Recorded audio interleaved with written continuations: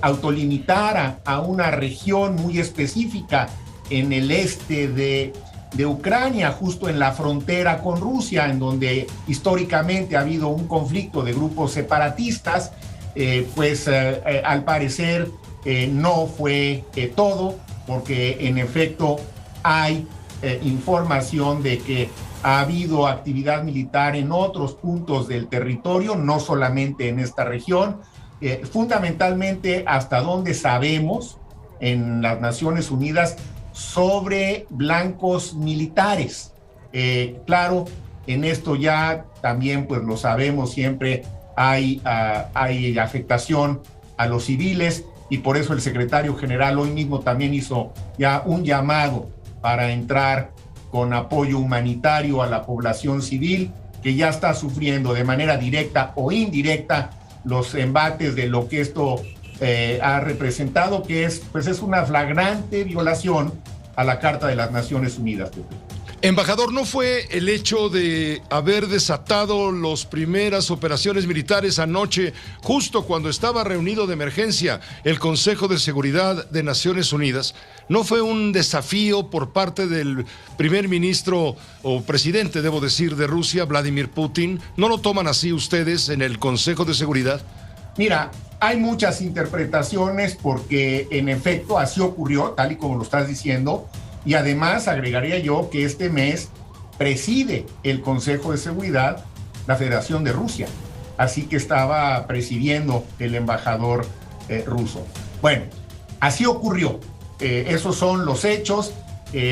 Yo creo que no ayuda a hacer más interpretaciones. Lo que sí te puedo decir, porque fue otro hecho que me consta, es que en días anteriores el embajador ruso había dicho claramente ante el Consejo de Seguridad que no tenían intenciones de invadir Ucrania. Vimos que países como Polonia, como Checoslovaquia, como Hungría, se ingresaron a la OTAN, y la OTAN pasó de ser una unión de 12 miembros a 30 miembros, por un lado. En ese sentido, Ucrania es una pieza clave por su colindancia con entonces la Unión Soviética y ahora con Rusia. Ese es un track, esa es una pista. La otra pista es el conflicto étnico que existe en seno de Ucrania, donde habitan dos grupos étnicos principales, una mayoría de etnia ucraniana y otra de minoría de etnia rusa. No es solo que hablen ruso, son étnicamente rusos. Y que ya desde la constitución ucraniana vigente en el 96 se consideraban las regiones de Donetsk y de Lugansk como repúblicas independientes dentro de su propia constitución. Después de los sucesos de Crimea, y por razones de tiempo no voy a entrar en detalles, en mayo de 2014 Donetsk y Lugansk se declaran, hace 8 años se declaran independientes. Y dentro de los acuerdos de Minsk del 2015, Ucrania se había comprometido a que daría mayor autonomía de gestión a estas repúblicas independientes. Eso no aconteció, esas reformas nunca acontecieron. Entonces, entre los agravios que reclama Rusia históricamente, uno de ellos es el crecimiento de la OTAN hacia el este, y el otro es lo que sucede con las minorías rusas en el este de Ucrania, en Donetsk y en Lugansk principalmente. Ahora, ¿qué estamos viendo ahora? Ya lo que estamos viendo es que como todos saben, unas negociaciones que fracasaron, recientes, estamos viendo que Rusia da un manotazo, y que esto implica esta incursión militar que prácticamente se está convirtiendo ya en una invasión rusa hacia Ucrania. Y yo creo que hay aquí una pregunta, efectivamente, ¿cuánto tiempo puede durar esa guerra, o sea, operaciones militares en el terreno? ¿Cómo van a finalizar y qué va a ocurrir después? Entonces yo creo que en ese contexto podemos esperar algunos días más de operaciones en el terreno. Rusia ha desplegado fuerzas armadas y ha actuado de forma muy firme en el terreno, pero también hay que reconocer que las fuerzas armadas ucranianas han sabido responder frenar en varios frentes el avance de las fuerzas rusas.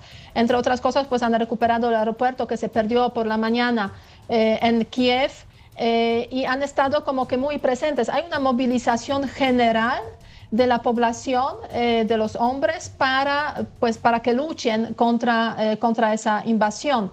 Entonces puede durar varios días, yo diría, quizás incluso más, porque la determinación no solamente de las Fuerzas Armadas ucranianas y la preparación mucho mejor que en 2014, pero también la determinación de la población, pues va a tener aquí una influencia, yo diría, sustancial. Parece que Putin no va a frenarse, o sea, no va a frenar esa invasión. Los mensajes que están llegando desde diferentes, digamos, lugares, frentes, también desde el poder, desde las élites rusas, que hay esa determinación, y el objetivo es ocupar Ucrania, cambiar el gobierno y establecer ahí un gobierno prorruso. Vamos a ver qué tanto le puede apoyar Occidente al gobierno de Ucrania para que, pues, a pesar de todas las circunstancias que están en contra de ese gobierno, de este país, en ese contexto, pues a pesar de eso pueda, ponerle freno a esa invasión. Y aquí pues hay varios caminos por los cuales el Occidente está apoyando al gobierno ucraniano.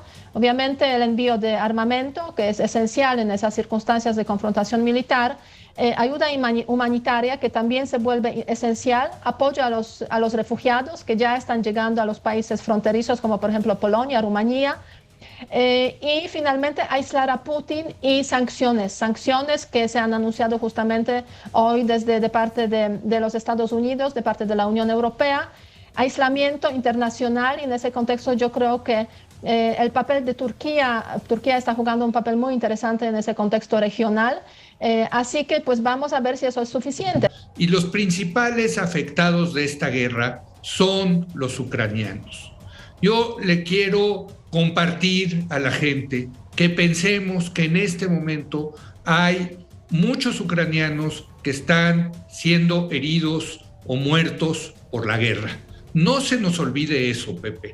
Más allá del tema geopolítico y de lo que está pasando en todo el mundo, las reacciones, pensemos en los ucranianos. ¿Cuál es el pecado de los ucranianos, Pepe? Bueno, que quieren ser una nación libre, soberana, independiente, que sus valores los ha acercado más hacia Occidente, quieren tener una democracia liberal y quieren económicamente integrarse a la Unión Europea, ¿no?